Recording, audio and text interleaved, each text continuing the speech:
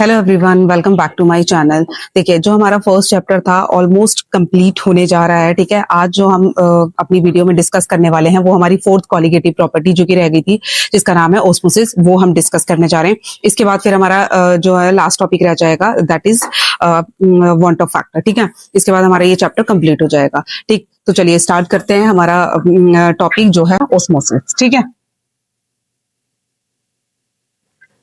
Osmosis क्या होती है।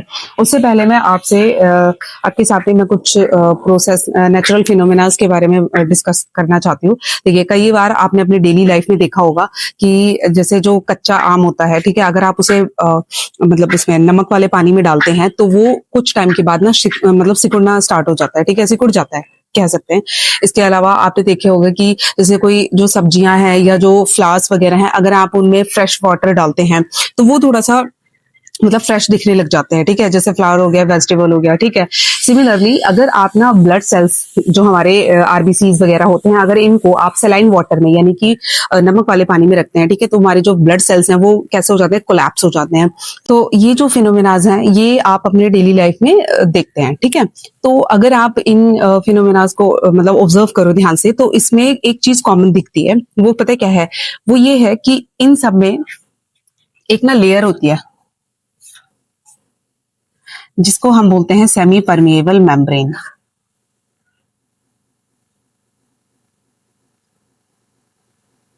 ठीक है, ये सभी में होती है। जैसे फॉर एग्जांपल एक रॉ मैंगो लिया आपने, कच्चा आम लिया। ठीक है, आपने इसको किस में डाला है? नमक वाले पानी में डाल दिया। ठीक है, तो ये जो नमक वाला पानी है, अब क्या होगा कि ये सिकुड़ना स्टार्ट हो जाएगा। सिकुड़ता क्यों है उसका रीजन हम बाद में पढ़ेंगे। पहले मैं आपको बता दूं ये लेयर का मतलब क्या है। ये आप देख रहे हैं ना, ये मैंगो, इसकी बिल्कुल आउटर लेयर, ठीक है, ये लेयर जो है वो किसकी तरह बिहेव कर रही है? Semi permeable membrane. ठीक है, सिमिलरली जैसे आपने फ्लावर्स, जैसे ये फ्लावर है, ठीक है, और इसको आपने फ्रेश वाटर में मतलब रख दिया आपने। ठीक है, तो क्या होगा, ये जो आउटर लेयर देख रहे हैं आप, ये किसकी तरह बिहेव कर रही है? Semi permeable membrane. ठीक है, इसी तरीके से आरबीसीज होगी। ठीक है, ये जो आउटर लेयर देख रहे हो, ये this is called your semi permeable membrane. यानी कि ये जो फिनोमेनास के बारे में मैं आपको बता रही हूँ, इन फिनोमेनास में क्या चीज कॉमन है कि इन सभी में एक लेयर होती है जिसका नाम है सेमी परमिएबल मेम्ब्रेन। अच्छा, अब ये क्या करती है? ये एक्चुअल में पार्टिकल्स की मूवमेंट करवाती है, लेकिन इसका नाम क्या है? Semi permeable membrane. मतलब ये कि सेमी का मतलब हाफ, परमिएबल मतलब परमिशन देना। ठीक है, मेम्ब्रेन, मेम्ब्रेन मतलब लेयर। यानी कि ये ऐसी लेयर है कि जो हर किसी को परमिशन नहीं देती है अंदर या बाहर जाने के लिए। ठीक है, I repeat, semi permeable membrane का मीनिंग होता है कि ऐसी मेम्ब्रेन जो हर किसी के लिए मतलब परमिशन नहीं देती है, मतलब उसमें लिमिटेड पार्टिकल्स ही अंदर या बाहर जा सकते हैं। ठीक, ठीक है। अब इसमें क्या होता है कि लिमिटेड पार्टिकल कौन से होते हैं? लिमिटेड पार्टिकल्स होते हैं सॉल्वेंट के पार्टिकल्स। मतलब क्या कि अगर आपने मतलब ये जैसे ये इसी का एग्जांपल ले लिया। ठीक है, आपने ले लिया रॉ मैंगो और ये वाटर, कौन सा वाटर है? ये सेलाइन वाटर, यानी कि सॉल्ट सॉल्यूशन। ठीक है, सॉल्ट सॉल्यूशन मतलब सोडियम क्लोराइड वाला सॉल्यूशन। अब इसमें क्या मिक्स है? एक तो सोडियम क्लोराइड यानी कि सोल्यूट मिक्स है, और क्या मिक्स है? वाटर। वाटर यहाँ पर कैसा बिहेव कर रहा है? सॉल्वेंट की तरह। तो ये जो मेम्ब्रेन है, इसमें से वाटर अंदर या बाहर जा पाएगा? सिर्फ और सिर्फ क्या अंदर बाहर जा पाएगा? वाटर। यानी कि सोल्यूट जो है, सोडियम क्लोराइड जो है, वो अंदर या बाहर नहीं जाएगा। यानी कि ये ऐसी मेम्ब्रेन है, कैसी मेम्ब्रेन है? जो सिर्फ और सिर्फ सॉल्वेंट पार्टिकल्स की मूवमेंट को ही अलाउ करती है अंदर या बाहर जाने में। ठीक है, अच्छा, ये लेयर खुद ही कैसे एक्चुअल में ना, ये लेयर जैसे ये ले लो, और ये मतलब सिर्फ सॉल्वेंट के पार्टिकल्स को ही क्यों जाने देती है? क्योंकि इसमें ना छोटे छोटे पोर्स होते हैं। ये जो छोटे छोटे पोर्स है ना, ये क्या करते हैं, ये साइज में इतने बड़े नहीं होते कि उनमें से सोल्यूट के पार्टिकल्स जो है वो मूव कर जाएं। ठीक है, इसमें क्या मूव कर सकते हैं? सिर्फ और सिर्फ सॉल्वेंट पार्टिकल्स। क्यों मूव करेंगे? क्योंकि जो सेमी परमेबल मेम्ब्रेन है, इसमें जो पोर्स होते हैं छोटे छोटे, वो पोर्स जो है वो इतने छोटे होते हैं कि सिर्फ और सिर्फ सॉल्वेंट पार्टिकल्स की मूवमेंट को ही अलाउ कर पाते हैं। सोल्यूट के पार्टिकल्स थोड़े से ज्यादा बड़े होते हैं, जिसकी वजह से क्या होगा, सॉल्वेंट पार्टिकल्स ही जा पाएंगे, सोल्यूट पार्टिकल्स नहीं जा पाएंगे थ्रू दिस मेम्ब्रेन। ठीक है, तो इसीलिए इसका नाम क्या है, सेमी परमिएबल मेम्ब्रेन। ठीक, अच्छा, अब ये जो सेमी परमिएबल मेम्ब्रेन है ये दो टाइप की होती है। एक होती है आपकी नेचुरल, ठीक है, एक होती है आपकी सिंथेटिक या आर्टिफिशियल। ठीक है, सिंथेटिक भी हो सकती है, नेचुरल भी हो सकती है। इस पर खैर क्वेश्चन नहीं बनता है, बट मैं आपको बता रही हूँ कि सेमी परमिएबल मेम्ब्रेन जो है वो दो टाइप की होती है, नेचुरल एंड सिंथेटिक। ठीक है, या आर्टिफिशियल। ठीक, देखिए, अगर इस लेयर को, इस मेम्ब्रेन को, मान लो ये मेम्ब्रेन है, ठीक है, इस मेम्ब्रेन को रखते हैं सेंटर में। किसके सेंटर में? Pure solvent and solution. हम क्या करते हैं, इस मेम्ब्रेन को सेंटर में रखते हैं। किसके सेंटर में? एक तरफ हम फिल करते हैं सॉल्वेंट और एक तरफ हम फिल करते हैं सॉल्यूशन। सॉल्यूशन कोई सा भी हो सकता है, ठीक है, कैसा भी ले सकते हैं हम। सॉल्यूशन यहाँ पे सिंप्लिसिटी के लिए मैं यहाँ पर ले रही हूँ सॉल्ट सॉल्यूशन। ठीक है, मतलब यहाँ पर कुछ ना कुछ सोल्यूट होगा। ठीक, लेकिन ये जो मैंने प्योर सॉल्वेंट लिया है, प्योर सॉल्वेंट का मतलब यहाँ पे सोल्यूट नहीं है, या फिर अगर है भी तो बहुत ही लिटिल अमाउंट में, बहुत ही कम कंसेंट्रेशन में है सोल्यूट। ठीक है, तो क्या नाम है, या फिर आपने प्योर सॉल्वेंट ले लिया। ठीक है, दोनों में से कोई एक। ठीक है, या तो बिल्कुल ही डाइल्यूट सॉल्यूशन या फिर प्योर सॉल्वेंट ले रहे हो। ठीक है, अब आपने क्या करा, इस एसपीएम को यहाँ पर लिख देती हूँ मैं। ये एसपीएम जो है ना, सेमी परमिएबल मेम्ब्रेन, इसे शॉर्टकट में एसपीएम बोलते हैं। ठीक है, एसपीएम। आपने इसको बीच में रखा, एक तरफ प्योर सॉल्वेंट और एक तरफ सॉल्यूशन। तो कुछ टाइम आप मतलब कुछ टाइम बाद आप देखेंगे, ऑब्जर्व करेंगे कि क्या हो रहा है कि ये जो प्योर सॉल्वेंट है ना, यहां से वाटर जो है, ये जो वाटर है, ठीक है, क्योंकि एसपीएम है, always solvent particles can move from through this membrane. ठीक है, तो सॉल्वेंट के पार्टिकल्स मूव करने लग जाएंगे यहां से यहां। ठीक है, यहां से यहां सॉल्यूशन की तरफ। ठीक है, क्या बोला मैंने कि जब भी आप एसपीएम को प्योर सॉल्वेंट और सॉल्यूशन के बीच में रखेंगे तो वाटर यानी कि सॉल्वेंट जो पार्टिकल्स हैं वो हमेशा मूव करेंगे। कहां से कहां? हमेशा जो प्योर सॉल्वेंट है वहां से सॉल्यूशन की तरफ, या फिर हम कह सकते हैं from lower concentration to higher concentration. ठीक है, तो ये जो प्रोसेस हुआ, क्या प्रोसेस, जिसमें सॉल्वेंट की जो पार्टिकल्स हैं वो कहां से कहां जा रहे हैं, लोअर कंसंट्रेशन या फिर प्योर सॉल्वेंट से किसकी तरफ जा रहे हैं, हायर कंसंट्रेशन यानी कि सॉल्यूशन की तरफ जा रहे हैं। ठीक है, सॉल्वेंट के पार्टिकल्स, दोबारा ध्यान से सुनिए कि सॉल्वेंट के पार्टिकल्स कहां से कहां जा रहे हैं, प्योर सॉल्वेंट की तरफ से कहां जा रहे हैं, सॉल्यूशन की तरफ, यहां से यहां जा रहे हैं। तो इस प्रोसेस को हम बोलते हैं ओस्मोसिस। ठीक है, तो ओस्मोसिस का मीनिंग क्या होगा? ओस्मोसिस का मीनिंग होता है द नेट फ्लो। ठीक है, किसका flow? Net flow of solvent particles, ठीक, from lower concentration to higher concentration through SPM. This is called osmosis process. ठीक है, तो इससे पहले जो मैंने अभी आपको एग्जांपल दिए थे, जैसे रॉ मैंगो को अगर आप ब्राइन सोल्यूशन में रख देते हैं, सॉल्ट सोल्यूशन में रख देते हैं, वो सिकुड़ जाता है। तो एक्चुअल में वहां पर क्या हो रहा होता है, जैसे सपोज करो आपने ये सॉल्ट सोल्यूशन लिया है और इसमें आपने मैंगो रखा रॉ। अब क्या होगा, ये एसपीएम की तरह काम कर रही है। ठीक है, अब इसके ये जो रॉ मैंगो है इसके अंदर है वाटर। ठीक है, वाटर मतलब ऐसा सॉल्यूशन है जिसकी कंसंट्रेशन लो है, और ये आपने जो सॉल्यूशन बनाया सॉल्ट सॉल्यूशन, ठीक है, यहाँ लिख देती हूँ सॉल्ट सॉल्यूशन, ये कैसा है, कंसंट्रेटेड है। यहाँ पर लिख देती हूँ मैं, ये कैसा है, कंसंट्रेटेड है। ठीक है, और ये कैसा है, ये यहाँ पर मतलब मैंगो के अंदर सॉल्यूशन है, वाटर सॉल्यूशन है, लेकिन कैसा है, डाइल्यूट। यहाँ पे लिख देती हूँ डाइल्यूट सॉल्यूशन। ठीक है, तो अब एसपीएम के थ्रू क्या होगा, जो सॉल्वेंट पार्टिकल्स हैं वो लोअर कंसंट्रेशन से हायर कंसंट्रेशन की तरफ मूव करने लग जाएंगे। तो ये जो मैंगो के अंदर जो वाटर, क्योंकि यहाँ पे डाइल्यूट सॉल्यूशन है, इनकी लोअर कंसंट्रेशन है। ठीक है, तो यहाँ से जो मतलब जो पानी है, सॉल्वेंट है, वो मूव करने लग जाएगा बाहर की तरफ। ठीक है, तो इससे क्या हो जाएगा, अब क्योंकि बाहर की तरफ पानी मूव कर रहा है ना, तो इससे क्या हो जाएगा, इससे ये हो जाएगा कि जो आपका मैंगो है वो कैसा हो जाएगा, मतलब सिकुड़ जाएगा। सिमिलरली जो इससे पहले मैंने एग्जांपल दिया था कि फ्लावर जो है, वेजिटेबल्स जो है, अगर आप उनमें फ्रेश वाटर डालते हैं तो क्या हो जाता है, वो दोबारा से रिफ्रेश हो जाती है। वो क्यों हो जाती है, क्योंकि वाटर जो है वो अंदर से बाहर से अंदर की तरफ मूव कर चुका होता है, तो जिससे क्या हो जाता है, वो थोड़े से फ्लरिश हो जाते हैं, मतलब थोड़ा सा जैसे रिफ्रेश हो जाते हैं। ठीक है, सिमिलरली एक और मैंने जो एग्जांपल दिया था वो आरबीसी का। ठीक है, बहुत सारे एग्जांपल्स हैं ओस्मोसिस जहां पर होती है, तो अब मैं ओस्मोसिस की डेफिनेशन लिखती हूँ। ठीक है, और फिर इसके बाद हम आगे बढ़ेंगे। The process of net spontaneous flow. ठीक है, नेट फ्लो किसका, सॉल्वेंट मॉलिक्यूल्स का, from lower concentration to higher concentration, यही बताया था मैंने। ठीक है, through semi permeable membrane, semi permeable membrane जरूर होनी चाहिए बीच में। ठीक है, इज नोन एज ओस्मोसिस। ठीक है, तो ओस्मोसिस समझ में आया कि ओस्मोसिस क्या होता है, the process of net spontaneous flow. ठीक है, नेट फ्लो होना चाहिए किसका, सॉल्वेंट मॉलिक्यूल्स का, और किसके थ्रू होना चाहिए, सेमी परमिएबल मेम्ब्रेन के थ्रू, और कहां से कहां होना चाहिए, from lower concentration to higher concentration. ठीक है, तो इसी प्रोसेस को हम क्या बोल देते हैं, ओस्मोसिस। ठीक है, चलिए अब मैं बताती हूँ, ये ओस्मोसिस रुकता क्या, ये मतलब चलता रहता है, चलता रहता है क्या, ये रुकता भी है? हाँ जी, ओस्मोसिस होना रुक जाता है। ठीक है, जब तक क्या हो जाता है, इक्विलिब्रियम अटेन नहीं होता।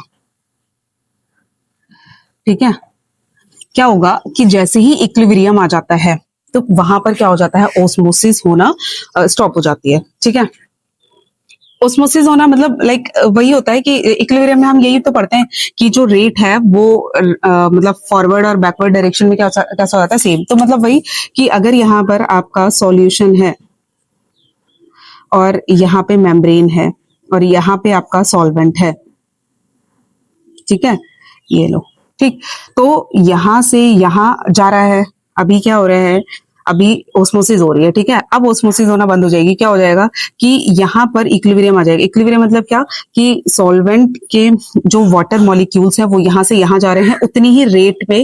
ठीक है, उतनी ही रेट पे हमारे जो वाटर के मॉलिक्यूल्स इधर से इधर जा रहे हैं, मूवमेंट होती रहेगी, वाटर मॉलिक्यूल्स तो मूव तो करेंगे, लेकिन उनका जो नेट फ्लो है वो निकल कर नहीं आएगा। ठीक है, क्यों नहीं आएगा, क्योंकि इक्विलिब्रियम अटेन हो चुका है। इक्विलिब्रियम जैसे ही आ जाता है तो जो फ्लो है वो रुकता नहीं है, लेकिन दोनों तरफ कैसा हो जाता है, इक्वल, तो हमें ऐसा लगता है कि ओस्मोसिस नहीं हो रही है। ठीक है, तो एक्चुअल में क्या हो रहा था, वहां पे इक्विलिब्रियम स्टैब्लिश हो चुका होता है, तो फिर वहां पे अब जो है ओस्मोसिस होना हमें मतलब ऑब्जर्व नहीं होगी। ठीक है, यहाँ पर क्या हो रहा है कि ओस्मोसिस हो गई है, एसपीएम यहाँ पर लगा दिया आपने, यहाँ पे प्योर सॉल्वेंट है, यहाँ पे सॉल्ट सोल्यूशन है, अब जो है वाटर जो है वो यहाँ से यहाँ जा रहा है, दैट मींस ओस्मोसिस हो रही है। अच्छा, क्या कोई ऐसा तरीका है कि हम इस ओस्मोसिस को रोक सकते हैं? हाँ जी, तरीका है। आप क्या करें कि देखो, वाटर यहाँ से आ रहा है ना, आप यहाँ पर क्या करो, प्रेशर अप्लाई करो। ठीक है, कैसे भी करके प्रेशर अप्लाई करो यहाँ पर। कहने का मतलब इसे इमेजिन कर सकते हैं कि वाटर यहाँ से यहाँ आ रहा है। ठीक है, मान लो यहाँ से यहाँ आ रहा है और मैं यहाँ पर प्रेशर अप्लाई कर रही हूँ कि वाटर को वापस जाने के लिए। ठीक है, तो क्या रुक सकता है?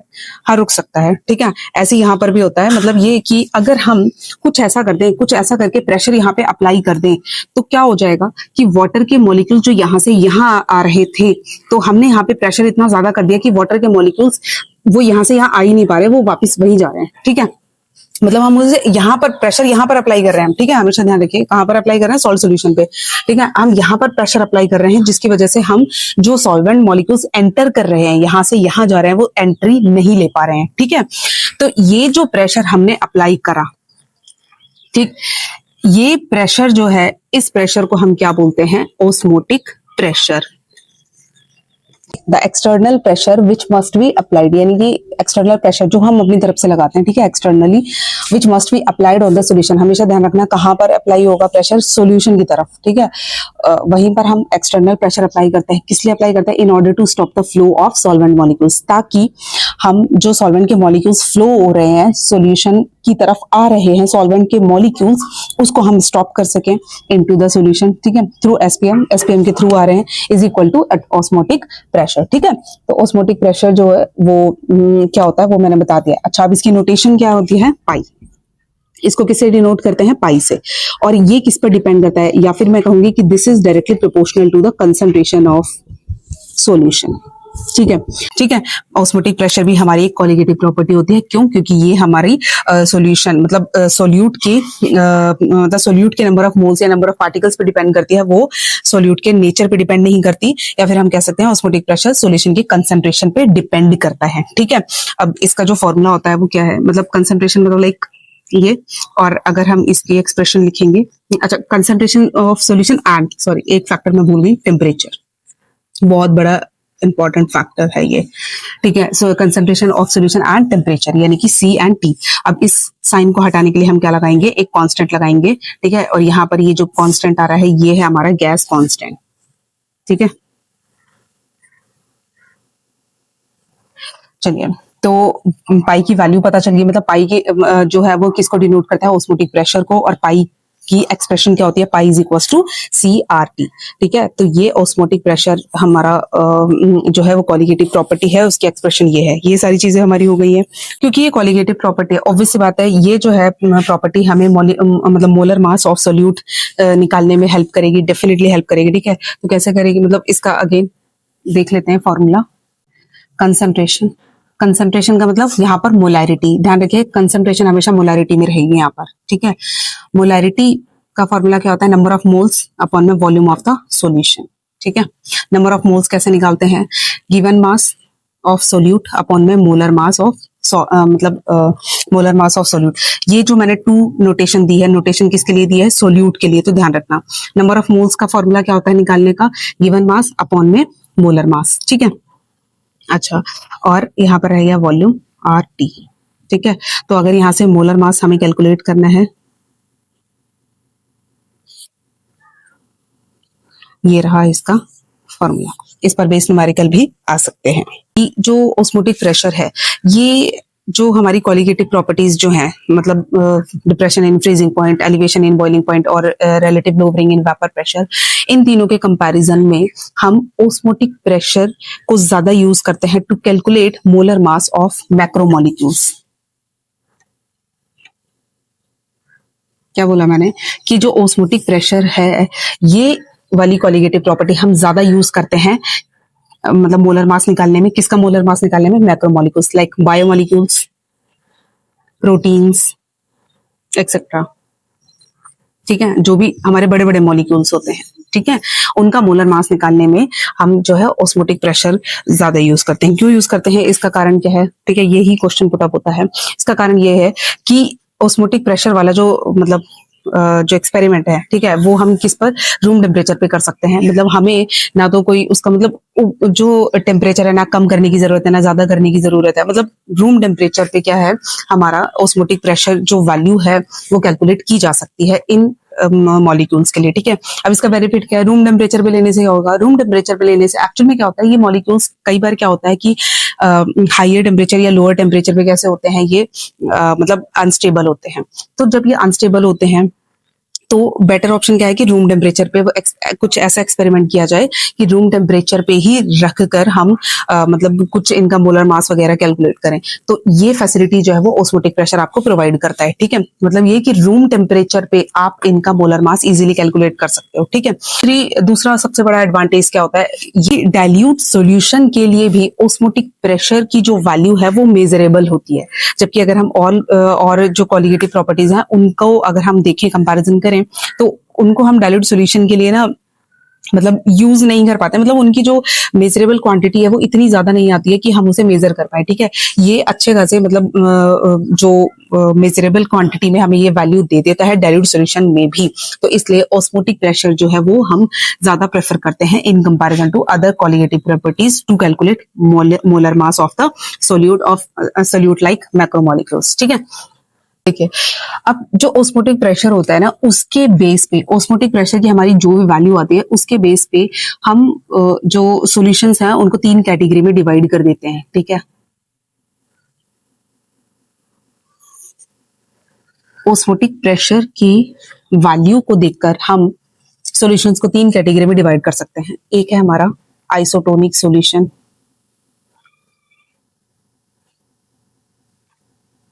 ठीक है, एक है हमारा हाइपरटोनिक सॉल्यूशन,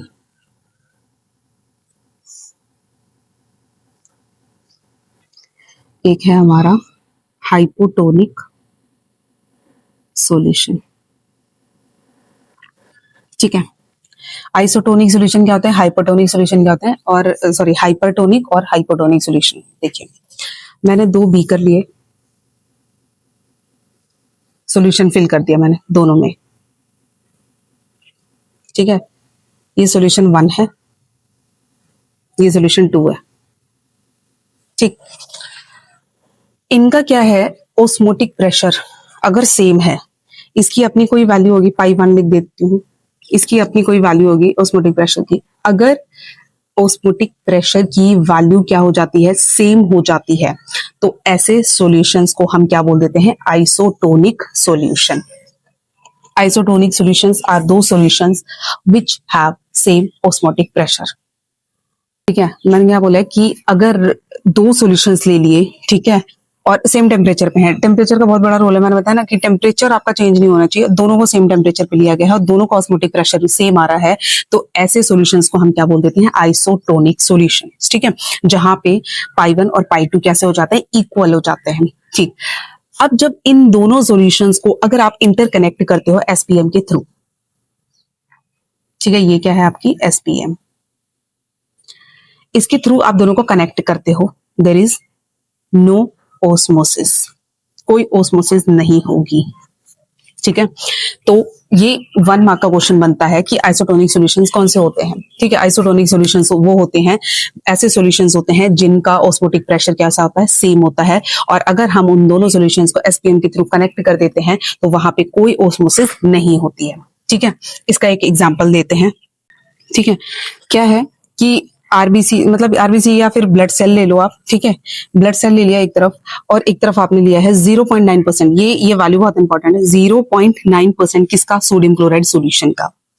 तो ये पाया गया कि ये जो सेल है, इसके अंदर का फ्लूइड, ठीक है, मैं बात कर रही हूँ इसके अंदर का जो फ्लूइड है, उसकी कंसंट्रेशन, सॉरी उसका जो मतलब ऑस्मोटिक प्रेशर है, ठीक है, और जो ये सॉल्यूशन आपने तैयार करा, कौन सा, 0.9% सोडियम क्लोराइड सॉल्यूशन, इसका जो ऑस्मोटिक प्रेशर वो कैसा पाया गया, इक्वल पाया गया।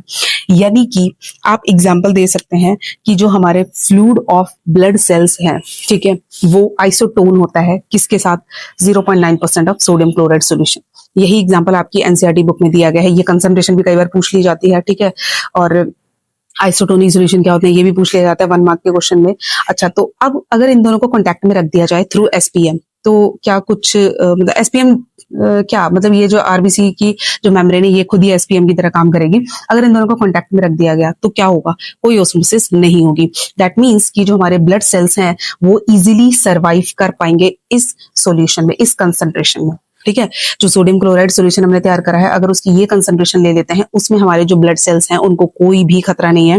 ठीक है, वो एज इट इज पड़े रहेंगे। तो दैट मीन्स ये पाया गया कि ये वाला जो सॉल्यूशन है that is completely safe to inject in our body. ठीक है, मतलब ये कि ये सॉल्यूशंस हम डायरेक्टली वीन्स में इंजेक्ट कर सकते हैं। ठीक है, उसमें हमारे आरबीसीज या जो सेल्स हैं, हमारे ब्लड सेल्स हैं, उनको कोई खतरा नहीं है, वो एज इट इज पड़े रहेंगे। ठीक है, हाइपोटोनिक सॉल्यूशंस क्या होते हैं, ये ऐसे सॉल्यूशन, देखो हमने क्या करा, 2 बीकर लिए, 2 सॉल्यूशंस लिए हमने। अगेन यहाँ पर सॉल्यूशन 1, ये क्या है, सॉल्यूशन 2। ठीक है, हमने 2 अलग अलग सॉल्यूशन बनाए। ठीक, अगर दोनों में से किसी एक का ऑस्मोटिक प्रेशर ज्यादा है इन कंपैरिजन टू अदर, मतलब लाइक ये पाई 1 और ये पाई 2, मैं यहाँ पे क्या कंडीशन दे रही हूँ, पाई 1 ज्यादा है पाई 2। ठीक है, तो यहाँ पर सॉल्यूशन 1 का ऑस्मोटिक प्रेशर जो है वो हाई है और सॉल्यूशन 2 का ऑस्मोटिक प्रेशर लो है, तो that means solution 1 is hypertonic with respect to solution 2। और अगर आपने इन दोनों सॉल्यूशंस को एसपीएम के कांटेक्ट में रखा तो यहाँ पर क्या हो जाएगा, ओस्मोसिस स्टार्ट हो जाएगी। ठीक है, मैंने क्या बोला है कि जब हम 2 सॉल्यूशंस को लेते हैं और दोनों सॉल्यूशंस में से किसी एक के ओस्मोटिक प्रेशर की वैल्यू ज्यादा होती है इन कंपैरिजन टू अदर, तो वहां अगर हम उन दोनों सॉल्यूशंस को कनेक्ट कर देते हैं एसपीएम के थ्रू, तो क्या हो जाएगा, जो ओस्मोसिस स्टार्ट हो जाएगी, ठीक है, ओस्मोसिस होना स्टार्ट हो जाएगी। अब ओस्मोसिस कहाँ से कहाँ हो जाएगी? ओस्मोसिस हमेशा lower concentration to higher concentration, ठीक है। इसका ओस्मोटिक प्रेशर की वैल्यू कम है, दैट मीन्स इसकी कंसंट्रेशन भी कैसी होगी? कम होगी। इसकी कंसंट्रेशन कैसी होगी? ज्यादा होगी। तो आप देख सकते हैं ओस्मोसिस होगी कहाँ से कहाँ, सॉल्वेंट के पार्टिकल्स जाएंगे यहाँ से यहाँ, ठीक है। मैं एरो दिखा देती हूँ, ठीक है, यहां से यहां सॉल्वेंट के मॉलिक्यूल्स मूव करने लग जाएंगे, यानी कि ओस्मोसिस हो जाएगी। इसका एक और अच्छा सा एग्जांपल ले लेते हैं। इसका एक एग्जांपल लेते हैं, जैसा अभी मैंने दिया था, जैसे ये ब्लड सेल्स हैं और यहाँ पर हमने सॉल्यूशन तैयार करा है। इस बार हमने सॉल्यूशन कैसा तैयार करा है? 0.9% से ज्यादा, ठीक है, मोर देन 0.9%। किसका? ऑफ सोडियम क्लोराइड, ठीक है। जबकि ये क्या है? फ्लूइड ऑफ ब्लड सेल,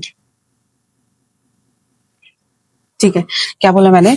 कि ये जो ब्लड सेल्स का जो अंदर का जो फ्लूइड है, ठीक है, ये है ना, और एक तरफ हमने एक सॉल्यूशन बनाया है 0.9% से ज्यादा कंसंट्रेशन का, मान के चलते हैं 1%, ठीक है, सोडियम क्लोराइड, ठीक है, वो कुछ भी हो सकता है। वैसे यहाँ पे 1 मैंने ले लिया, कुछ भी ले सकते हैं आप, बस 0.9% से ज्यादा होना चाहिए उसकी कंसंट्रेशन, ठीक। अब इन दोनों का आपने क्या कर दिया? इसको इसमें डिप कर दिया कंसंट्रेट, मतलब इस सॉल्यूशन में। अब क्या हो जाएगा? आरबीसी, क्योंकि अब यहाँ पर ना क्या नाम है, ऑस्मोटिक प्रेशर डिफरेंस है, तो इससे क्या हो जाएगा? ऑस्मोसिस होना स्टार्ट हो जाएगी। अब ऑस्मोसिस कैसे होगी? इस आरबीसी, मतलब ये आरबीसी का हम एग्जाम्पल लेके चलते हैं। आरबीसी को जैसे ही आपने इस सॉल्ट सोल्यूशन में डाला, ये क्या हो जाएगा? श्रिंक होना स्टार्ट हो जाएगा। श्रिंक स्टार्ट कैसे होना, मतलब कैसे हो जाएगा? ये यहाँ की जो कंसंट्रेशन है ये लोअर है और यहाँ पे कंसंट्रेशन कैसी है? हायर है, तो ओस्मोसिस होना स्टार्ट हो जाएगी। मतलब वाटर मॉलिक्यूल्स यहाँ से यहाँ मूव कर जाएंगे, मतलब जैसे आप इसको इसमें डालोगे तब होगा, ठीक है। तो वाटर मॉलिक्यूल्स, सेल के अंदर से वाटर मॉलिक्यूल्स निकल के इस वाले सॉल्यूशन में चले जाएंगे, तो इससे क्या हो जाएगा? इसका साइज कैसा हो जाएगा? ऐसे ऐसे सिकुड़ जाएगा, ठीक है। तो मतलब जो हमारे आरबीसी या ब्लड सेल्स हैं वो कैसे हो जाएंगे? हमारे श्रिंक हो जाएंगे, ठीक है, कि सॉल्यूशन में, ऐसे सॉल्यूशन में जिसका ऑस्मोटिक प्रेशर की वैल्यू ज्यादा है, दैट मींस हाइपरटोनिक सॉल्यूशन। तो हाइपरटोनिक सॉल्यूशन ऐसे सॉल्यूशन होते हैं जिनका ऑस्मोटिक प्रेशर की वैल्यू ज्यादा होती है, और ऐसे सॉल्यूशंस को जब भी आप मतलब कनेक्ट कर देते हैं एसपीएम के थ्रू, तो वहां पे ऑस्मोसिस होना स्टार्ट हो जाती है, ठीक है। अच्छा, अब हम बात करते हैं हाइपोटोनिक सॉल्यूशन। हाइपोटोनिक सॉल्यूशन में देखो, अगेन मैंने 2 बीकर लिए, ये सॉल्यूशन 1, ये सॉल्यूशन 2, पाई 1 पाई 2। अब क्या हो रहा है कि अगर मैं ये कहूं कि पाई 1 ऑस्मोटिक प्रेशर की वैल्यू कम है, किससे? दूसरे सॉल्यूशन के कंपैरिजन में। Solution 1 is hypotone with respect to solution 2. इसकी कंसंट्रेशन कम है, इसकी कंसंट्रेशन ज्यादा है, तो अगेन इन दोनों को कनेक्ट करूंगी तो क्या हो जाएगा? ओस्मोसिस स्टार्ट हो जाएगी, ठीक है। अब इस बार ओस्मोसिस कहाँ से कहाँ हो जाएगी? जिसका ऑस्मोटिक प्रेशर कम है उसकी कंसंट्रेशन भी कम है, तो वहीं से सॉल्वेंट मॉलिक्यूल्स जो है दूसरी तरफ जाने लग जाएंगे। तो अब इसका एक बेस्ट एग्जांपल देती हूँ मैं, ठीक है। मैं इसको इरेज कर देती हूँ ताकि आप कंफ्यूज ना हो मैं किसके बारे में बता रही हूँ। मैं बात कर रही हूँ हाइपोटोनिक सॉल्यूशंस। फॉर एग्जाम्पल ये आरबीसीज है, यही एग्जाम्पल आपके एनसीईआरटी बुक में दिया गया, तो इसलिए मैं बार बार यही एग्जाम्पल ले रही हूँ। और ये जो सॉल्यूशन आपने तैयार करा है वो है लेस देन 0.9%, मतलब ये जो सॉल्यूशन आपने तैयार करा है इसकी कंसंट्रेशन 0.9% से भी कम है, मान के चलते हैं 0.6, 0.5 या कुछ भी, ठीक है। तो इस सॉल्यूशन का जो ऑस्मोटिक प्रेशर है वो कम पाया गया in comparison to fluid of blood cells. तो इसका मतलब ये जो प्रिपेयर्ड सॉल्यूशन है this is hypotonic with respect to fluid of the RBC cell. Pi 1 solution का हमारा ऑस्मोटिक प्रेशर है और pi 2 fluid of blood cells का, ठीक है। तो इसकी कंसंट्रेशन कैसी है? ज्यादा। इसकी कंसंट्रेशन कैसी है? कम। वाटर मॉलिक्यूल्स कहाँ से कहाँ जा रहे हैं? C1 से C2, यानी कि वाटर जो है यहाँ से निकल कर, सोडियम क्लोराइड सॉल्यूशन से निकल कर कहाँ, अगर इन दोनों को कांटेक्ट में रखते हैं तो क्या हो जाएगा? आरबीसी को जैसे आपने मतलब इसमें रखा, तो जो हमारा सॉल्ट सॉल्यूशन है उसमें से जो पानी है यानी कि सॉल्वेंट मॉलिक्यूल्स हैं वो यहाँ से स्टार्ट हो जाएंगे यहाँ जाना, ठीक है, कहाँ, आरबीसी के अंदर। तो इस केस में क्या हो जाएगा, आरबीसीज या ब्लड सेल्स की जो शेप है वो कैसी हो जाएगी, वो स्वेल हो जाएंगे, मतलब वो बढ़ जाएंगे। ठीक है, मतलब कोई आपसे पूछे कि what is the example of hypotonic solution, तो आप कहेंगे कि जो ये जो सॉल्यूशन है हमारा सोडियम क्लोराइड जिसकी कंसंट्रेशन लेस देन 0.9% है, वो सॉल्यूशन हाइपोटोन हो गया है with respect to fluid of blood cells. तो ये था हमारा सॉल्यूशंस के टाइप। ठीक, चलिए देखिए, एक क्वेश्चन बनता है, एडेमा। एडेमा क्या होता है? ठीक है, एडेमा एक बीमारी है। इसमें क्या होता है कि एक्चुअल में देखिए, जो लोग ना सॉल्ट ज्यादा खाते हैं, ठीक है, नमक ज्यादा खाते हैं, तो आपने अक्सर महसूस करा होगा वो लोग पानी भी ज्यादा पीते हैं। मतलब आप ये एक्सपेरिमेंट खुद पे भी कर सकते हो। अगर आप ना सॉल्ट ज्यादा कंजप्शन बढ़ा देते हो तो क्या हो जाएगा कि वाटर रिटेंशन हमारी बॉडी में बढ़ जाएगा, मतलब हम वाटर इंटेक ज्यादा करने लग जाते हैं। तो उसका रिजल्ट क्या होता है, जब हम जरूरत से ज्यादा पानी पीने लग जाते हैं तो उससे क्या हो जाएगा, हमारे जो टिश्यू सेल्स हैं, ठीक है, उनमें क्या हो जाएगा, ओस्मोसिस होना स्टार्ट हो जाएगी, यानी कि वाटर फिल होना स्टार्ट हो जाएगा। ठीक है, जब वाटर फिल होना स्टार्ट हो जाएगा तो इसकी वजह से क्या हो जाता है, पफीनेस आ जाती है सेल्स में। वही मैंने बताया ना, ओस्मोसिस के थ्रू क्या हो जाएगा, पफीनेस। ठीक है, इन सेल्स ओस्मोसिस होने लग जाती है, तो जिसकी वजह से क्या हो जाता है, सेल्स में पफीनेस हो जाती है। ठीक है, तो मतलब पफीनेस बोल सकते हैं या स्वेलिंग बोल सकते हैं।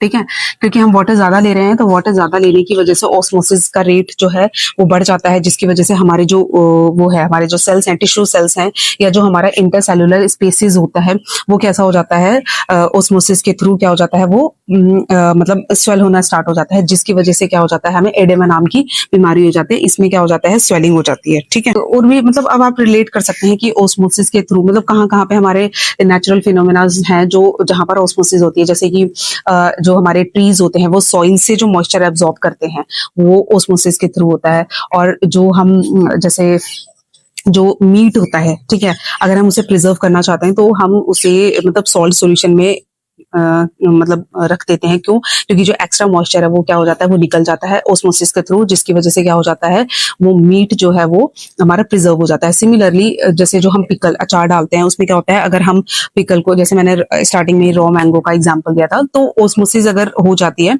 तो उसका जो मॉइस्चर है वो निकल जाता है, तो उसकी वजह से क्या हो जाता है, वो प्रिजर्व हो जाता है। ठीक है, मतलब बहुत सारे तरीके होते हैं ऐसे ही, मतलब कुछ ऐसे सब्सटेंस होते हैं जिन्हें हम शुगर सॉल्यूशन में हम प्रिजर्व कर पाते हैं, तो ये जस्ट बिकॉज ऑफ ओस्मोसिस। ठीक है, और जैसे आपने डेली एग्जांपल में अपनी लाइफ में देखा भी होगा, जैसे कि जैसे जो किशमिश होती है, अगर आप उसे पानी में डिप करते हैं तो वो स्वेल हो जाती है, तो अब आप बता सकते हैं कि ओस्मोसिस के थ्रू ही वो स्वेल होना स्टार्ट हो जाती है। ठीक है, तो ये सारा टॉपिक था हमारा ओस्मोसिस से रिलेटेड।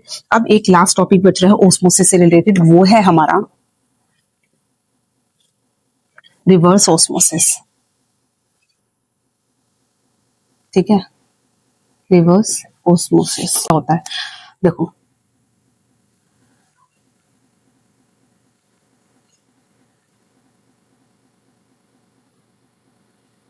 ये प्योर सॉल्वेंट है, ये सॉल्यूशन है, और ये हमारी एसपीएम है। देखिए क्या हो रहा है, जैसे आपने एसपीएम के थ्रू इन दोनों को कनेक्ट करा, ऑस्मोसिस होना स्टार्ट हो जाएगी। ठीक है, आप क्या कर रहे हो, यहाँ पर एक्स्ट्रा प्रेशर अप्लाई कर रहे हो, जिसकी वजह से क्या हो जा रहा है कि जो यहाँ पे सॉल्वेंट के मॉलिक्यूल्स इधर से इधर आ रहे थे, अब वो स्टॉप हो रहे हैं। ठीक है, आपने ऑस्मोटिक प्रेशर लगा के इतना कर दिया। अब क्या हो, अगर आपने ऑस्मोटिक प्रेशर से भी ज्यादा एक्स्ट्रा प्रेशर लगा दिया, यानी कि ऑस्मोटिक प्रेशर तो है ही है, वो रोक रहा है, लेकिन अगर आपने जरूर उससे भी ज्यादा ऑस्मोटिक प्रेशर से भी ज्यादा प्रेशर अप्लाई कर दिया तो क्या हो जाएगा, तो अब उल्टा होना, मतलब उल्टा स्टार्ट हो जाएगा। क्या कि यहां से जो सॉल्वेंट मॉलिक्यूल्स हैं यहां से यहां फ्लो करने लग जाएंगे। ठीक है, तो जब सॉल्वेंट के मॉलिक्यूल्स फ्रॉम हायर कंसेंट्रेशन कहां जाने लगे हैं, टू लोअर कंसेंट्रेशन। ठीक, मतलब जब सॉल्वेंट एक्स्ट्रा प्रेशर, देखो ऑस्मोटिक प्रेशर से ज्यादा प्रेशर होना चाहिए तभी ऐसा ये प्रोसेस पॉसिबल है। ठीक है, तो हायर कंसंट्रेशन से लोअर कंसंट्रेशन की तरफ आपके सॉल्वेंट मॉलिक्यूल्स जो है वो फ्लो करना स्टार्ट हो जाएंगे। अच्छा, अब जब ये फ्लो करना स्टार्ट हो जाएंगे तो एक्चुअल में क्या आप देख पा रहे हैं कि ये ओस्मोसिस, देखो ओस्मोसिस में क्या होता है, लोअर कंसंट्रेशन से हायर कंसंट्रेशन की तरफ मूव करते हैं सॉल्वेंट पार्टिकल्स, लेकिन अब क्या हो रहा है, हम एक्स्ट्रा प्रेशर मतलब ऑस्मोटिक प्रेशर से भी ज्यादा प्रेशर अप्लाई कर रहे हैं, जिससे क्या हो रहा है कि सॉल्यूशन में से सॉल्वेंट पार्टिकल्स जो है वो इधर से इधर जा रहे हैं, दैट मींस हायर कंसंट्रेशन से लोअर कंसंट्रेशन की तरफ मूव कर रहे हैं। तो क्योंकि ये ऑस्मोसिस का उल्टा हो गया है, रिवर्स हो गया है, इसलिए इस प्रोसेस को हम क्या बोलते हैं, रिवर्स ऑस्मोसिस।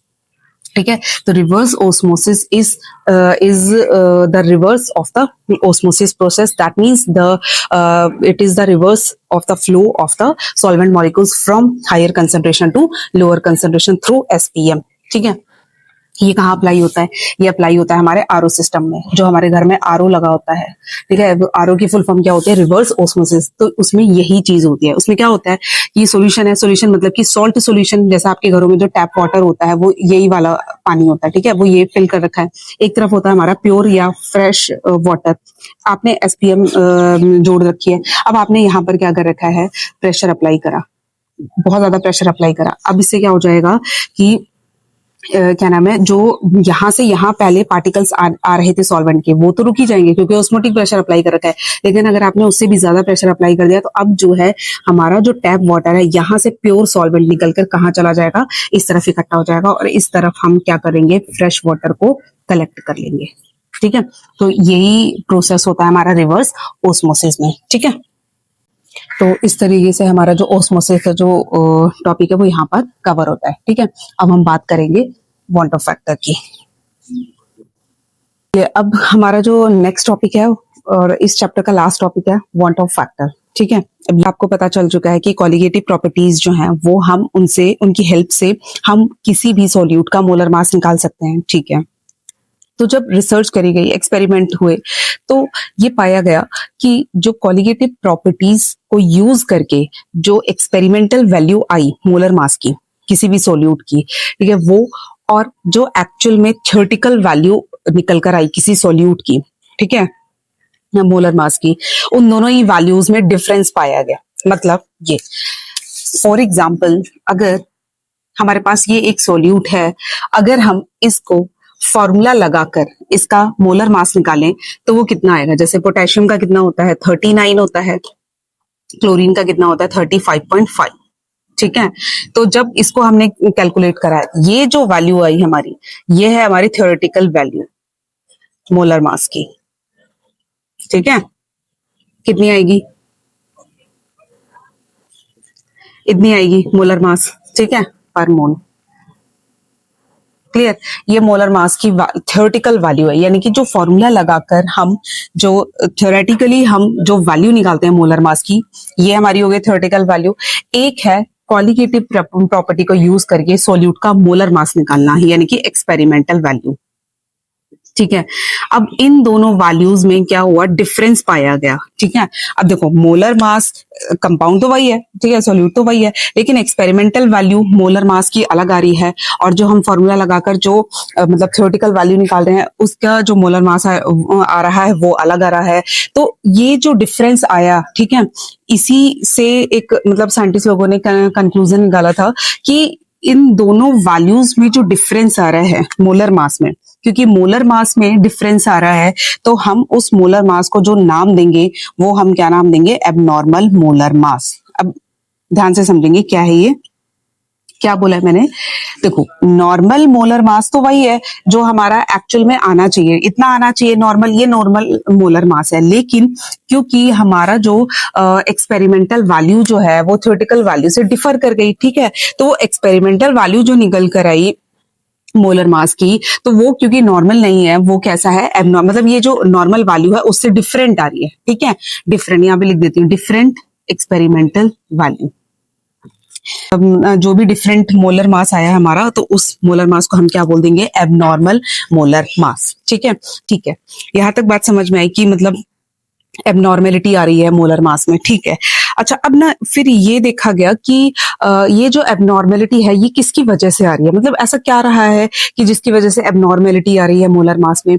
तो फिर ये देखा गया कि ये रिसर्च की गई कि जो वैल्यू, जो डिफरेंस आया है, ठीक है, मोलर मास की वैल्यूज जो डिफर कर रही हैं, उसका, उसके दो कारण बताए गए। ठीक है, पहला कारण क्या था, cause of abnormal molar mass. ठीक है, या तो ज्यादा आ रहा था या कम आ रहा था जो नॉर्मल मोलर मास है उससे, ठीक है। तो ऐसा क्यों हो रहा था, तो बताया गया, ये रिसर्च करी गई कि भाई जो हमारा सॉल्यूशन है उस केस में क्या हो रहा है, जो सोल्यूट है वो या तो एसोसिएशन के केस में जा रहा है या फिर डिसोसिएशन। अब इसका मीनिंग ध्यान से समझेंगे। देखिए, जो थ्योरेटिकल वैल्यू आई हमारी मोलर मास की, ठीक, और जो हमारी एक्सपेरिमेंटल मोलर मास की वैल्यू आई, जो एक्सपेरिमेंटल वैल्यू आई या तो वो ज्यादा आ रही थी नॉर्मल मोलर मास से या वो कम आ रही थी। कुछ केसेस में इक्वल भी आ रही थी, बट वो अभी हम बाद में डिस्कस करेंगे। पहले मैं बात कर रही हूँ कि जिस केस में हमारा जो एबनॉर्मल मोलर मास है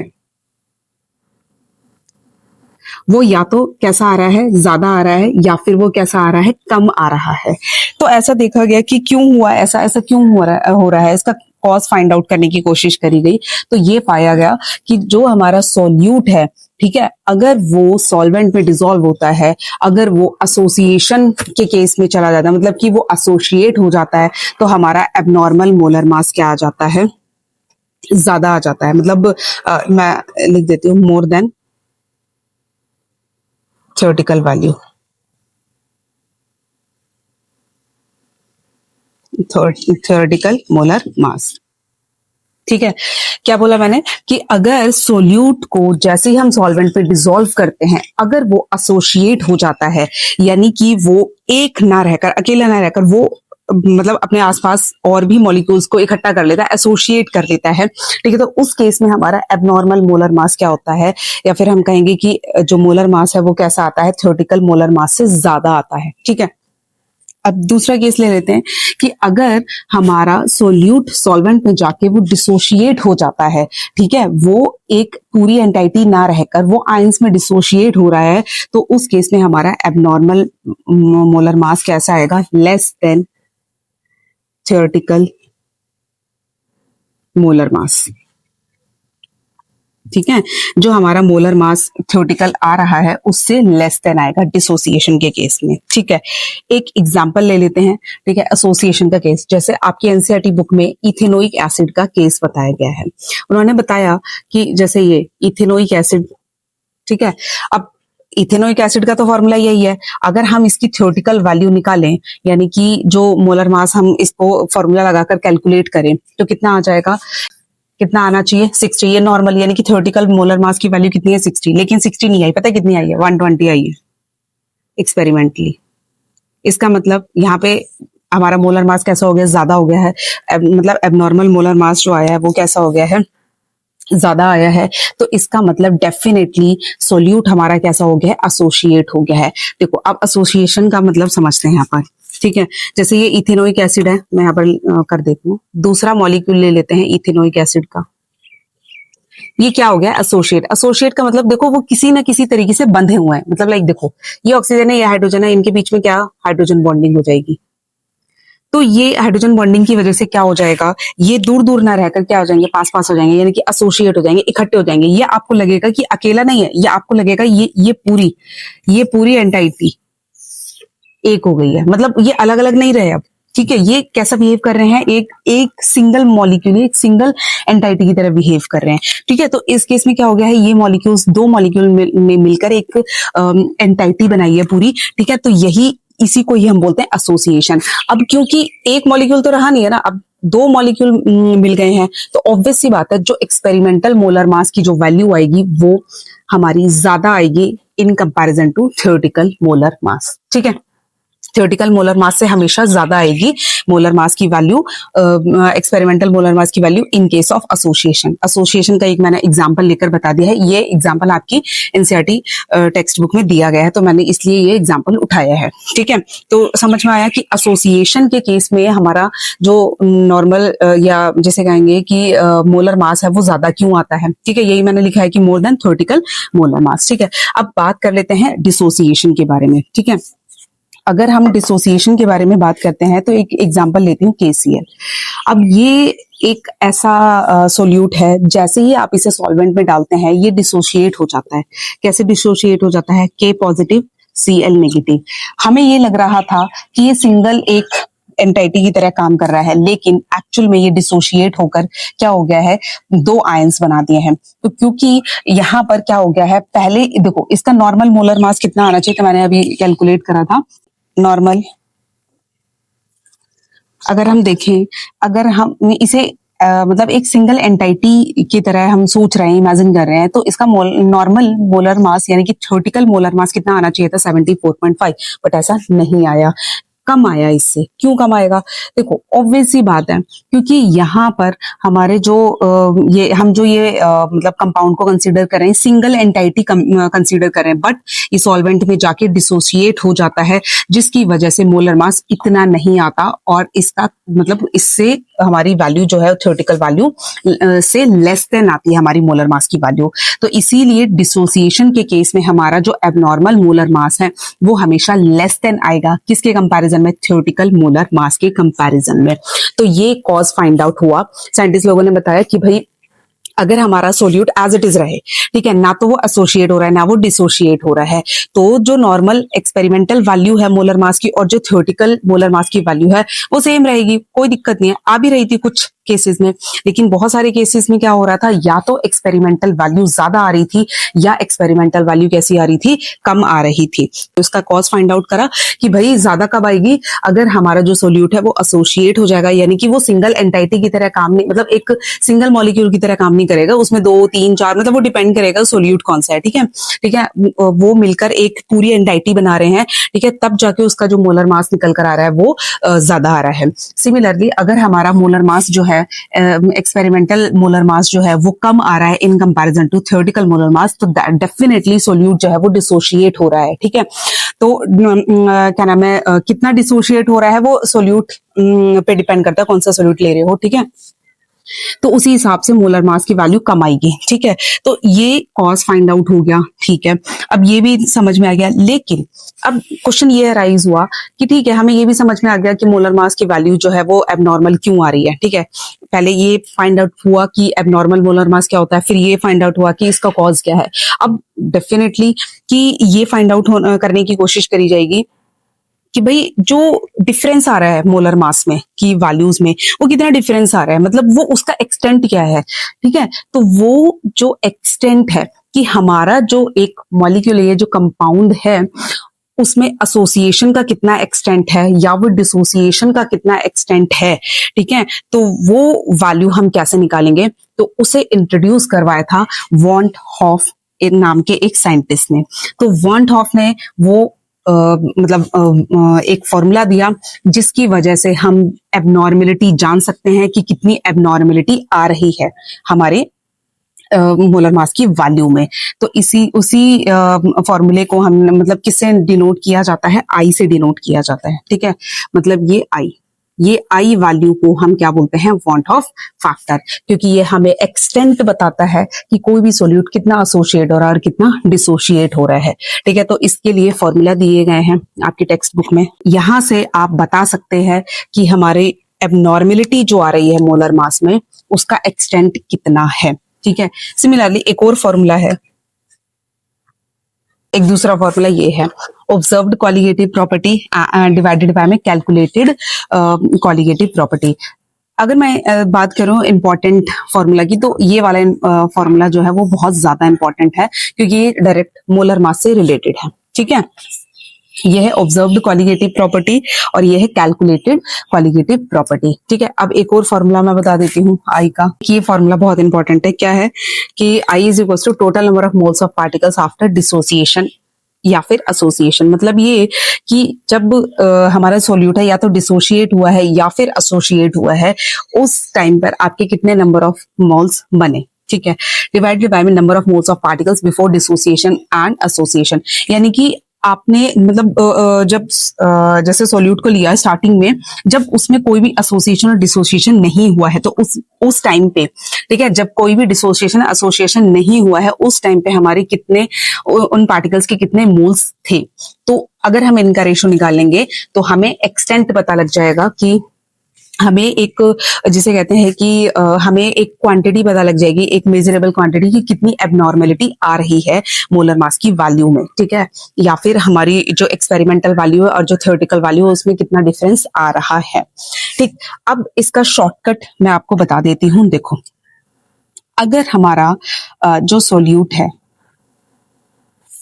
डिसोसिएशन केस में जा रहा है तो उसमें आई की वैल्यू कैसी हो जाएगी, less than, sorry, greater than 1 dissociation के केस में, ठीक है।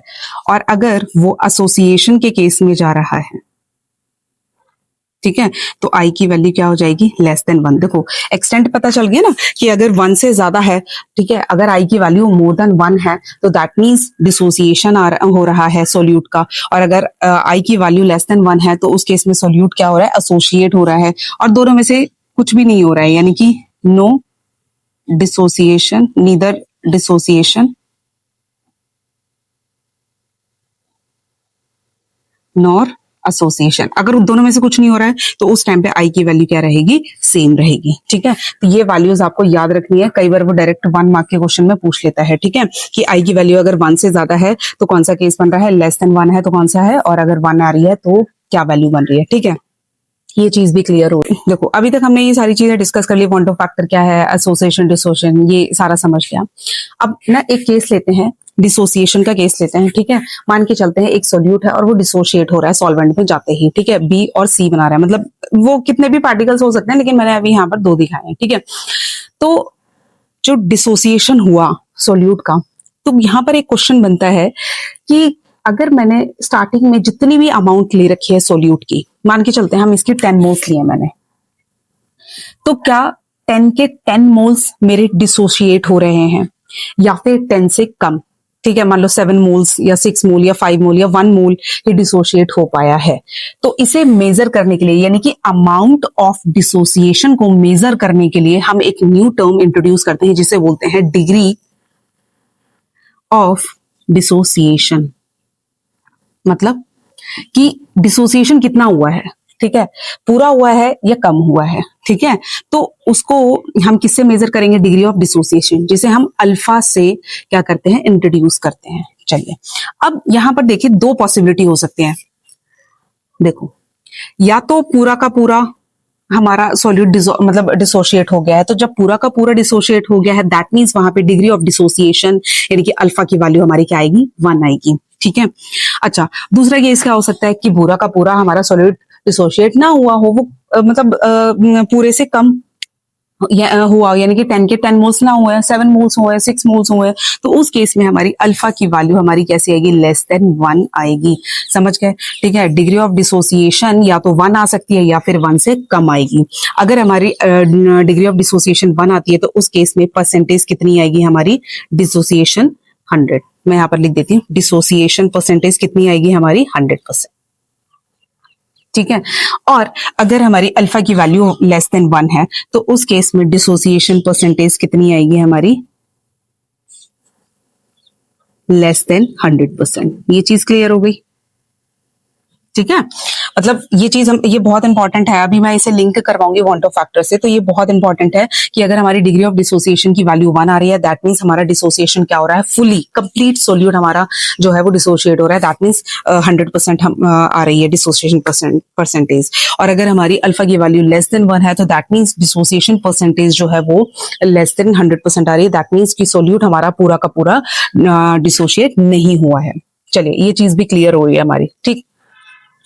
अगर हमारी अल्फा की वैल्यू 1 आती है तो उस केस में वांट ऑफ फैक्टर को कैसे लिंक करते हैं डायरेक्टली, देखो एक सिंपल सा फॉर्मूला है, आई की वैल्यू एन, यानी कि अगर आपको ये पता चल गया है कि डिग्री ऑफ डिसोसिएशन 1 है या फिर जो डिसोसिएशन की परसेंटेज है वो 100% है, तो उस केस में आप वांट ऑफ फैक्टर कुछ नहीं करना, सीधे एन की वैल्यू रख देनी है। अब एन क्या है यहाँ पर, एन है हमारा नंबर ऑफ डिसोसिएटेड पार्टिकल्स,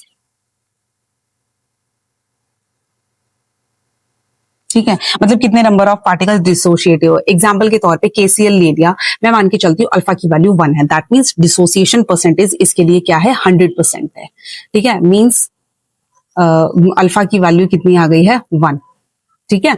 तो उस केस में हमारे पास ये देखो आयंस तो 2 बनेंगे ना, हाँ, तो आई की value want of factor directly निकालना है कि इसमें कितने नंबर ऑफ आयंस बने, 2, तो यानी कि आई की वैल्यू क्या हो गई, 2। ये ही हमारी एन की वैल्यू है जो कि डायरेक्टली हमारी आई की वैल्यू से कनेक्ट होती है। तो इसका मतलब ये एक सिंपल सा फॉर्मूला है, मतलब इससे आप डायरेक्टली, अगर आपको अल्फा पता है, डिग्री ऑफ डिसोसिएशन पता है, तो वहां से आप डायरेक्टली आई की वैल्यू निकाल सकते हैं, ठीक। बट अबाउट दिस केस, अगर हमारी जो अल्फा की वैल्यू है वो क्या है, लेस देन 1 है, तो उस केस में मैं यहाँ पे फॉर्मूला लिख देती हूँ, ठीक है, इससे लिख देती हूँ।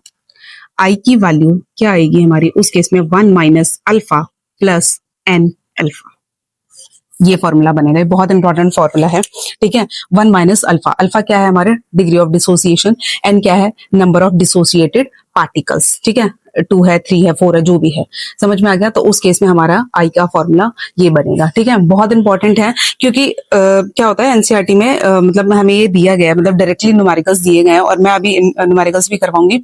और इसके इस केस में भी क्या होगा कि हमने जितने भी मोल्स दिए, ठीक है, क्या वो सारे के सारे एसोसिएट हो चुके हैं या मतलब उससे कम, जितने हमने दिए थे उससे कम एसोसिएट हुए, तो कैसे पता चलेगा, वो पता चलेगा आपको डिग्री ऑफ एसोसिएशन से, डिग्री ऑफ एसोसिएशन,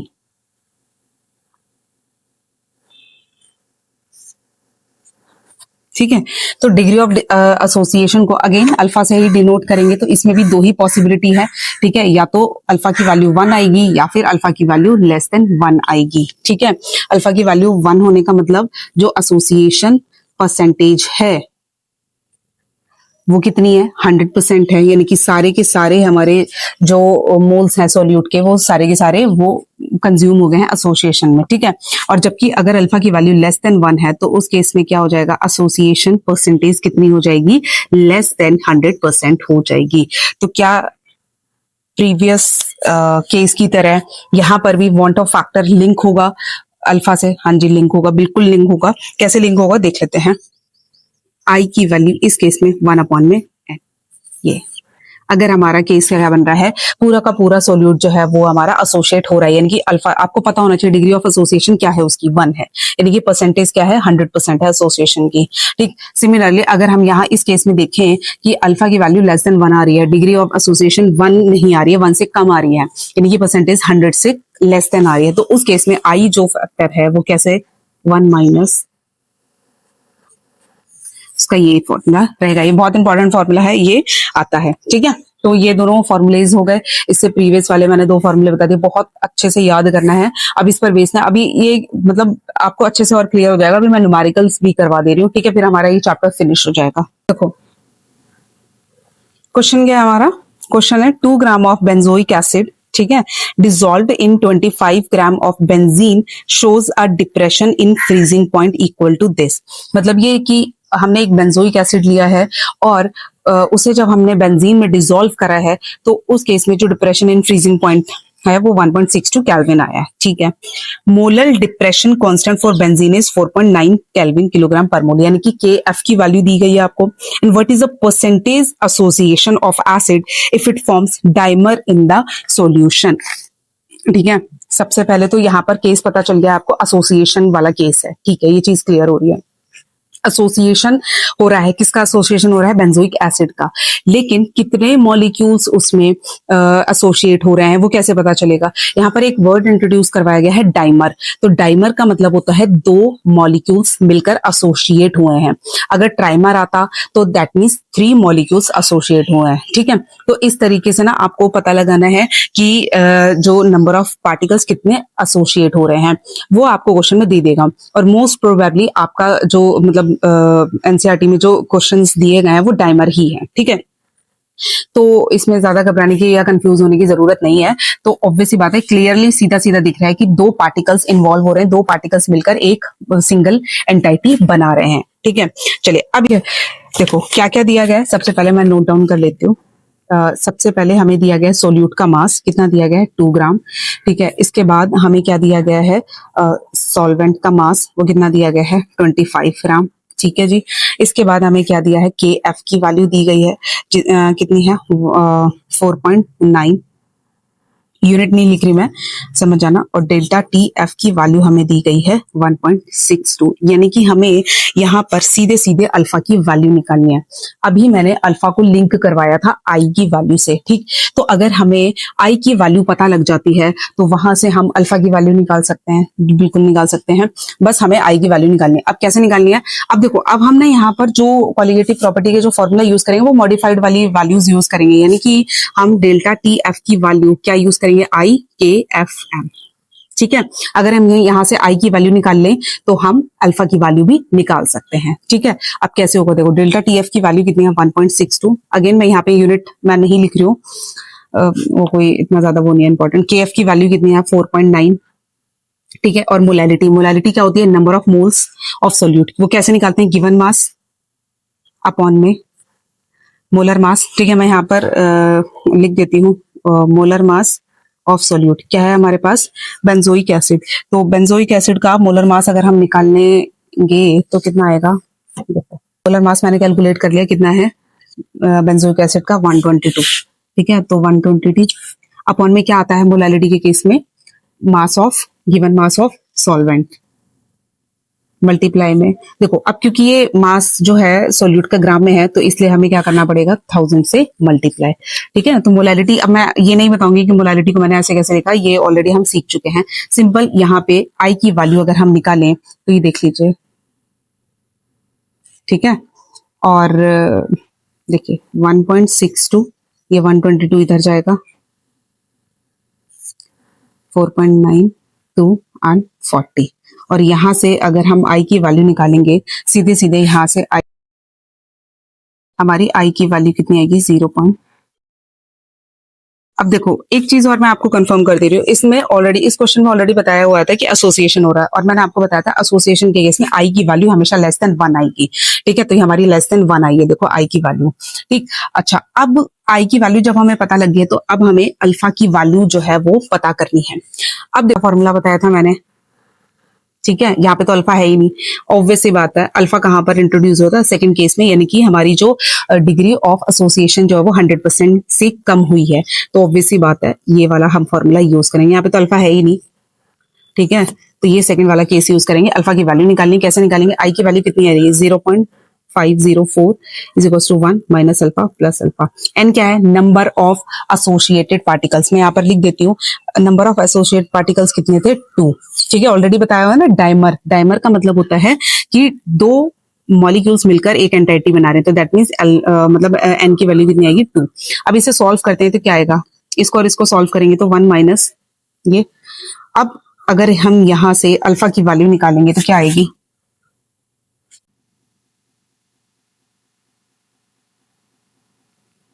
ठीक है, ये लिखा हुआ है। अल्फा की वैल्यू निकालेंगे तो कितनी आएगी? देखो, 1 माइनस 0.504, ठीक है। तो कितना आएगा?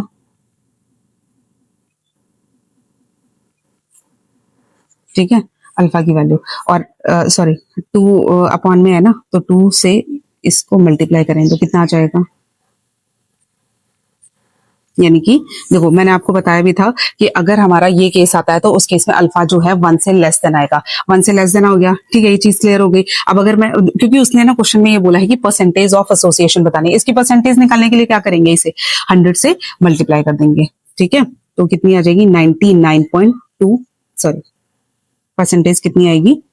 एसोसिएशन परसेंटेज यहाँ पे लिख देती हूँ, ठीक है। कितनी आ गई? 99.2%। तो ये आपका आंसर था। ये क्वेश्चन मैं कहूंगी कि थोड़ा सा 11th लेवल का भी आ गया, इसमें इंट्रोड्यूस कर दिया, बट देखते हैं अभी क्या है। क्वेश्चन क्या कह रहा है? 0.6 ml of acetic acid having density 1.06 ग्राम पर ml, ठीक है, is dissolved in 1 liter of water. The depression in freezing point observed for this strength of acid was this. Calculate the want of factor and the dissociation constant of acid. मतलब ये कि इन्होंने मतलब want of factor यानी कि आई की value तो निकालने के लिए बोली ही दी है, बट आपको डिसोसिएशन कांस्टेंट की वैल्यू भी निकालनी है, ठीक है, एसिटिक एसिड। चलिए, क्या दिया हुआ है? वॉल्यूम दिया है, क्या दिया है? 6 ml, और डेंसिटी कितनी दे रखी है? हैविंग डेंसिटी 1.06 ग्राम पर ml। अब ये थोड़ा सा टफ कर दिया इन्होंने, तो इसमें क्या करेंगे, देखो वॉल्यूम और डेंसिटी, देखो डेंसिटी का फॉर्मूला क्या होता है, मास पर वॉल्यूम। ठीक, तो हमें यहाँ से मास पता है, मतलब वैसे तो देना चाहिए था इन्हें सॉल्यूट का मास। ठीक है, मोलेलिटी में जो मोलेलिटी अगर हम फॉर्मूले में यूज करते हैं उसमें हमें क्या चाहिए होता है, सॉल्यूट का मास और सॉल्वेंट का मास चाहिए होता है। अब सॉल्यूट का मास ना देकर डायरेक्टली इसने ये वॉल्यूम डेंसिटी वगैरह दे दिए, तो यहाँ से मास निकालेंगे। डेंसिटी का फॉर्मूला क्या है, डेंसिटी की वैल्यू क्या है 1.06, मास निकालेंगे, वॉल्यूम कितना है 0.6। तो यहाँ पे अगर हम इसे मल्टीप्लाई करेंगे तो हमारे पास जो वैल्यू आएगी मास की, ठीक है, वो कितनी आएगी 6 ग्राम। अब अगर मैं इसका देखूं मोलर मास एसिटिक एसिड का कितना होता है 60 ग्राम पर मोल। ठीक है जी, और क्या गिवन है, dissolve in 1 litre of water, और वॉल्यूम, वाटर का वॉल्यूम मैं यहाँ पर V2 लिख देती हूँ। ठीक है, क्लियर। और सॉरी W2, हाँ मैं यहाँ पे देखो मास निकल कर आया ना, तो ये, हाँ ये M2 है, और मैं यहाँ पर ना वेट लिख देती हूँ यहाँ पे। ठीक है, तो कंफ्यूजन नहीं होगी। W2। अब हमें क्या दिया हुआ है, वॉल्यूम किसका, सॉल्वेंट का, कितना दिया है 1 लीटर। अब देखो अगर हमें वॉल्यूम दिया था तो डेंसिटी भी दी जानी चाहिए थी। वाटर की डेंसिटी आपको याद रखनी है, वो कितनी होती है 1 ग्राम पर ml। ठीक है, और ये हमारा वॉल्यूम कितना है 1 लीटर। इसको अगर ml में कन्वर्ट करेंगे तो कितनी आ जाएगी 1000 ml। ठीक है, तो आगे फॉर्मूला लगाएंगे डेंसिटी। ठीक है, अब मैं यहाँ पर ना W1, ठीक है, कंफ्यूजन नहीं होनी चाहिए, W1 कितना है वही हमें निकालना है। दैट मीन्स कि डेंसिटी की वैल्यू कितनी है 1, और वॉल्यूम कितना है हमारे पास 1000, तो W1 कितना आ जाएगा 1000 ग्राम। ठीक है, यानी कि सॉल्वेंट का मास। ठीक, ये इतना आया। अब डेल्टा TF कितना दी 0.0205 डिग्री सेल्सियस। ठीक है, वैल्यू नहीं दे रखी, आपको याद रखनी है। वाटर के लिए कितनी होती है 1.86 केल्विन किलोग्राम पर मोल। ठीक है, ये वैल्यू आपको याद रख। चलिए, इसके बाद KF की वैल्यू पता चल गई। ठीक है, और तो अब मैं ये सारा, अब देखो ये मैं सारा हटा दे रही हूँ यहाँ पे। TF, KF, W1 1000 ग्राम, W2 0.636 ग्राम, और M2 60 ग्राम पर मोल। ठीक है, फॉर्मूला यूज करेंगे, यही यूज करेंगे, मोलैलिटी। आई की वैल्यू निकालनी है, डेल्टा TF 0.0205, आई की वैल्यू निकालनी है, और KF की वैल्यू 1.86, और मोलैलिटी क्या होती है नंबर ऑफ मोल्स। कैसे निकालेंगे number of moles, given mass of solute upon में मोलर मास इनटू में मास ऑफ सॉल्वेंट 1000 ग्राम, मेरे को 1000 से मल्टीप्लाई भी करना है। ठीक है, और डेल्टा TF की वैल्यू तो दे रखी है, हालांकि सेल्सियस में दे रखी है, केल्विन में होती है, बट डिफरेंस है ना, क्योंकि ये चेंज इन मतलब फ्रीजिंग पॉइंट है, तो वो इतना ही कैलकुलेशन करके आएगा। ठीक है, वैसे ये केल्विन में दिया जाता है, इस चीज का आप ध्यान रखेंगे। तो इसको सॉल्व करेंगे तो हमारी आई की जो वैल्यू निकल कर आएगी, इसको जब हम सॉल्व करेंगे तो आई की वैल्यू जो निकल कर आई है वो हमारी निकल कर आई है ये। अब आप यहाँ पर देख सकते हैं, क्योंकि पहली बात तो उसने बोला है कि डिसोसिएशन कांस्टेंट निकालना है। ठीक है, लेकिन आप यहाँ पर देख सकते हैं आई की वैल्यू, पहले मतलब उसने वॉन्डर फैक्टर भी निकालने के लिए बोला था, तो आई की वैल्यू हमारी इतनी आ रही है, तो दैट मीन्स कि ये डिसोसिएशन वाला केस है। ठीक है, तो आई की वैल्यू मतलब एक पार्ट तो हमने सॉल्व कर लिया, दूसरा पार्ट जो है हमारा क्या है, वो डिसोसिएशन कांस्टेंट। ठीक है, थोड़ा सा मैं आपको याद दिला देती हूँ, डिसोसिएशन जो कांस्टेंट होता है, ठीक है, उसे हम KA से डिनोट करते हैं, और उसकी जो वैल्यू है वो हम कैसे निकालते हैं, उसकी वैल्यू निकालते हैं कि डिसोसिएशन कांस्टेंट है, तो मतलब उसकी जो वैल्यू है वो अब आपके बुक में दिया हुआ है, तो आप इसे एज इट इज भी याद कर सकते हैं, वरना 11th की बुक में आप देख सकते हैं कि ए की वैल्यू, डिसोसिएशन कांस्टेंट को हम किससे डिनोट करते हैं, KA से। तो उसका फॉर्मूला क्या होता है, कंसंट्रेशन मल्टीप्लाई में अल्फा स्क्वायर अपॉन में 1 माइनस अल्फा। अब यहाँ पे सीधे सीधे दिखता है कि अल्फा की वैल्यू हमें निकालनी है। ठीक है, अब यहाँ पर मैंने आपको बताया था कि आई की वैल्यू जो है अल्फा से कैसे लिंक होती है। ठीक, तो उस केस में मैंने आपको क्या बताया था कि अल्फा अगर हमारा 100% है सॉरी मतलब जो अल्फा की वैल्यू अगर हमारी 1 आती है तो उस केस में हमारा जो आई है, आई का फॉर्मूला क्या है, वो डायरेक्टली 1 मतलब n बन जाता है। ठीक, लेकिन क्योंकि अब देखो हमें तो अल्फा की वैल्यू निकालनी है, तो इसमें तो अल्फा है ही नहीं, तो दैट मीन्स हम सेकंड वाला फॉर्मूला यूज करेंगे। वो क्या है हमारा 1 minus alpha plus n alpha. ठीक है, तो यहाँ पे हम आई की वैल्यू रख के, एन की वैल्यू रख के अल्फा की वैल्यू निकाल देंगे, अल्फा की वैल्यू यहाँ पुट करेंगे और के ए की वैल्यू निकालेंगे। अब ये सबसे पहले शुरू करते हैं। अल्फा हमें निकालना है, एन की वैल्यू कितनी है, एन मतलब क्या, नंबर ऑफ पार्टिकल्स। ये वाला केस हम यूज नहीं करेंगे तो कंफ्यूज नहीं होना, ठीक है। हाँ, एन की वैल्यू कितनी है, देखो जो एसिटिक एसिड है हमारा, वो कितने आयंस बनाता है डिसोसिएट होकर, CH3 COO, ठीक है, और H प्लस आयन, कितने आयंस बन गए, यानी कि 2, यानी कि एन की वैल्यू कितनी आएगी 2। ठीक है, तो यहां से अगर हम देखें, ये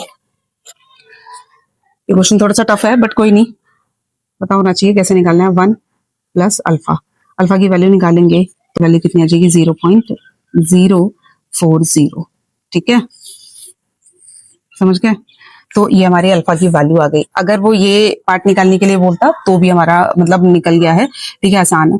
बट हमें के ए की वैल्यू निकालने के लिए बोला है, तो के ए की वैल्यू कैसे निकालेंगे, मोलालिटी कंसंट्रेशन। अब यहाँ पे ना हम मोलालिटी यूज करेंगे, ठीक है। तो मोलालिटी हम अगर ध्यान से देखें तो कैसे निकाली थी, 106, और अल्फा की वैल्यू कितनी है 0.40 का स्क्वायर और 1 माइनस अल्फा, कितना आ जाएगा।